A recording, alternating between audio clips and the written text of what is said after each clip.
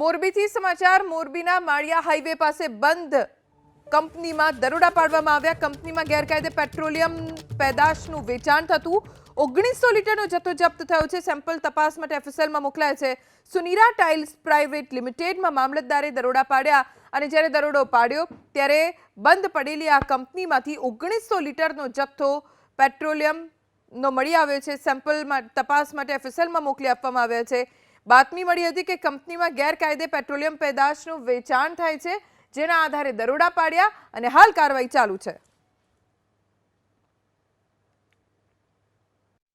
મોરબી જિલ્લામાં અનેક સ્તરે જે આ ડીઝલનો જે ગોરખ ધંધો છે એ ચલાવવામાં આવતો હોય છે, ત્યારે મોરબી મામલતદારની ટીમ દ્વારા એક સ્તર ઉપર દરોડા પાડવામાં આવ્યા છે। મોરબી માળિયા હાઈવે ઉપર આવેલ સનોરા સિરામિકનું જે ગોડાઉન છે ત્યાં દરોડા પાડવામાં આવ્યા છે। હાલ તમે જે દ્રશ્યો છે એ દ્રશ્યોમાં જોઈ શકાય છે કે આ ડીઝલ ભરેલા જે કેરબા છે એ કેરબા સહિતનો જે મુદ્દામાલ છે એ મામલતદારની ટીમ દ્વારા સીઝ કરવામાં આવ્યો છે અને અંદાજિત 1900 લીટર જેટલો આ જે ડીઝલનો જથ્થો છે એ સીઝ કરી અને રાજકોટ એફએસએલ ખાતે મોકલવામાં આવ્યો છે।